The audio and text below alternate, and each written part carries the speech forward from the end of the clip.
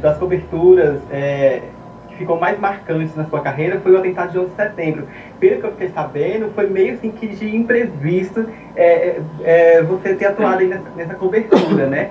Conta pra gente um pouco desses bastidores dessa cobertura, cobertura do atentado de 11 de setembro. Com o maior prazer, obrigado pela pergunta. Eu adoro falar sobre a minha experiência internacional. Eu tinha um sonho de menino, porque quando eu era garoto eu queria fazer intercâmbio. Não rolou, não aconteceu. Então eu fiquei com uma coisa mal resolvida, né? Se eu não morasse fora, eu estava errado. Tinha uma coisa faltando na minha vida. Eu precisava daquilo. Quando eu virei jornalista, eu falei, pô, encontrei.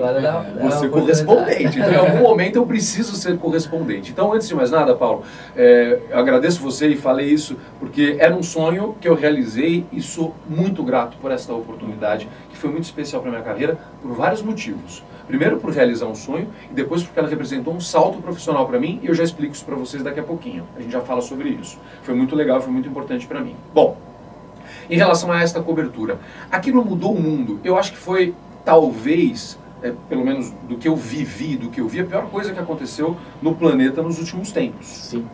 Porque às vezes as pessoas falam, ah não, mas você tem guerras acontecendo onde há um número de mortos muito maior. De fato, é verdade, e cada morte, cada vida perdida tem que ser lamentada, com certeza. Só que você está falando de uma guerra, onde você infelizmente está esperando que essas coisas aconteçam. Quando tem dois países em guerra, quando você tem um país com uma guerra interna, infelizmente você sabe que as vidas vão ser perdidas. Quando você está levando a sua vida normalmente, na cidade, numa das mais movimentadas do mundo, e de repente, dois aviões se chocam, nada, né? Ninguém está esperando aquilo. Então eu acho que aquilo mudou para pior o mundo de uma forma tremenda. Então cobrir aquilo, ao mesmo tempo, para mim, foi uma oportunidade? Claro que sim, porque eu estava falando sobre algo histórico, mas foi uma dor muito grande. Porque cada informação que eu dava, Paulo, eu sabia o impacto e eu imaginava já o impacto que aquilo ia ter. Até pela experiência que eu tinha de viajar muito, de fazer outras coberturas, de estar em outros países e tal. Falei, cara, vai estragar o mundo num grau. E de fato estragou, né? Por exemplo, viajar ficou muito mais difícil, muito mais chato e muito mais caro. Então ficou tudo mais complicado. Então fazer aquela cobertura foi sim uma oportunidade. Eu fiquei horas e horas e horas no ar, mas foi uma dor muito grande sabendo do que ia acontecer.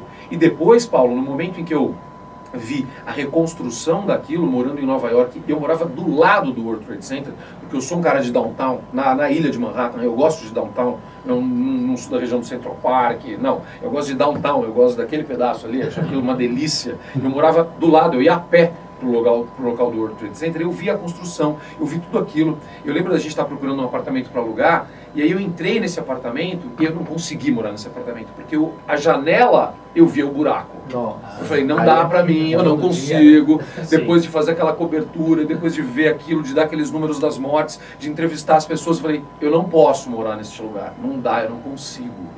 Morar perto dali, tudo bem, morar naquele lugar não dá.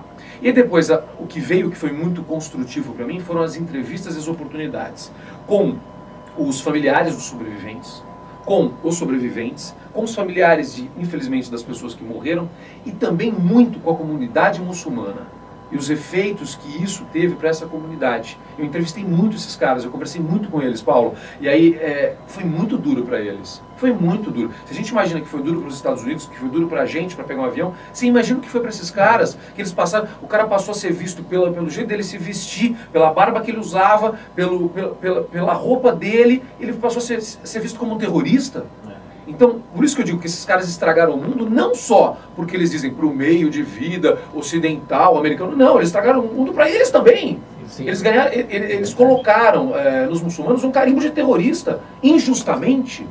Então, foi uma cobertura assim, muito importante para a minha carreira, mas também que me traz uma certa dor por conta do efeito que aquele fato teve. Vamos continuar falando dessa coisa de correspondência internacional? Ah, você viu que eu gostei, né? Sim, claro. Me deu corda. A vida, então, de repórter, né, fora do país não é fácil, né? Trabalha bastante, né? Inclusive, esse exemplo que você deu de cobertura, trabalhou muito, né? E você não tem toda a estrutura de uma sede, de uma redação. Como é que era isso, seu dia a dia? Conta pra gente. Não, na verdade, ali você tem um escritório menor, né, óbvio. Não é a estrutura que você tem em São Paulo, né, cara, na Barra Funda, que era gigante, cara. Mas a gente tinha uma estrutura lá, uma estrutura que ainda é no mesmo lugar. Ah, então a Record tinha essa estrutura. Ainda tem. No mesmo lugar, na Rua 23, tem uma estrutura muito bacana e tal.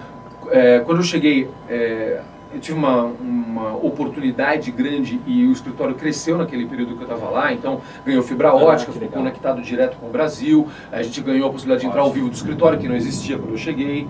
Hoje quem está lá é a Heloísa, né? Heloísa Vilela. Heloísa Vilela que está lá. E aí, que ficava em Washington quando eu estava em Nova York. Sim. A Heloísa estava em Washington, eu estava em Nova York. E aí a gente ganhou, o escritório cresceu, então isso era legal, era muito bacana. Sim. A minha equipe era maravilhosa, espetacular. Fui recebido por um cara fantástico, que foi o Edson Pedroso, que já estava no escritório, fazia o administrativo lá, meu amigo até hoje. Eu gravei outro dia um vídeo super legal, porque agora eu fui para Nova York há 2 semanas, e quando eu cheguei em Nova York, ele foi me buscar, como aconteceu há 12 anos, entendeu? Então foi muito legal essa sensação, não é um cara me buscando no aeroporto, que é meu brother. Ele não mora mais lá, mas ele estava lá, e aí a gente combinou e ficou até engraçado, fomos almoçar, é muito meu amigo. E aí lá, eu formei a equipe. E aí o Mário Rocha, que era da Globo News e da TVE no Rio de Janeiro, foi trabalhar comigo, foi ser meu produtor lá, então ele foi para Nova York para trabalhar comigo e ficou, tá lá até hoje. Legal. Saiu da Record, hoje ele está morando em Washington, tá trabalhando na TV chinesa lá, tá super bem, tá super contente, e é muito meu amigo. Então o Mário foi para lá, eu tinha uma equipe de cinegrafistas muito boa também, o Gui trabalhava com a gente tinha o Neto em Washington, enfim. Era muito legal, era muito bacana. Só que sim, voltando agora ao começo da tua pergunta, a estrutura é muito menor. Então, cara, você tem que se virar. Se vira nos 30, é totalmente isso. Eu lembro de uma cobertura, eu vou contar essa que é legal. Eu lembro de uma cobertura o Lula estava lá na ONU. E estava acontecendo tudo ao mesmo tempo, cara. Aí tinha o negócio da Odebrecht que tinha acontecido no Equador. Tudo, cara, de repente estava tudo acontecendo ao mesmo tempo. Eu falei, a gente precisa cobrir tudo. Como é que a gente vai se dividir em tantos? E essa coisa de equipamentos com qualidade de vídeo desse tamanho assim, do tamanho do celular, não tinha essa parada. Era diferente. A gente ainda não estava nesse grau tecnológico. Não era desse jeito. E a gente teve que se virar. Então aí eu lembro do Mário, cara, numa coletiva, para pegar essa outra história, com uma câmerazinha dele, um monte de repórter cheio de câmera lá, não sei o que lá, da ABC, da NBC, da CNN, e o Marião com uma câmerazinha assim, filmando a coletiva, porque eu tava na outra, e assim a gente fazia. E era muito legal. E foi uma experiência muito boa para mim, porque eu nunca tinha vivido isso. Então você trabalhar com uma estrutura menor também, num país diferente. Porque aqui é o seguinte, né? Você vai lá e você liga para a prefeitura e fala, olha, eu preciso gravar dentro de um ônibus, então eu preciso de uma autorização. Pô, aqui é os nossos Zucatelli da Rede Record, eu vou lá e tal. Beleza? Tudo bem? Aqui é o Neuber da Rede Globo, tá. Os caras liberam na hora. Sim. Agora você tá lá em Nova York, prestígio, né? Aí você liga e fala assim, aqui é da Rede, não sei o quê. Hã? Da onde? Não vai entrar no metrô não vai entrar não pode gravar não, aqui não pode tal. Então você tem que aprender a trabalhar de uma forma diferente. Os pedidos, tá tocando o telefone, os pedidos de autorização são mais complexos e a sorte que eu tinha um cara como o Mário, muito preparado, embora não tivesse morado lá ainda, muito preparado para isso, com inglês excelente, que sabia se comunicar bem com os caras e que pegou rapidamente isso. E a gente conseguia fazer tudo. Foi muito legal.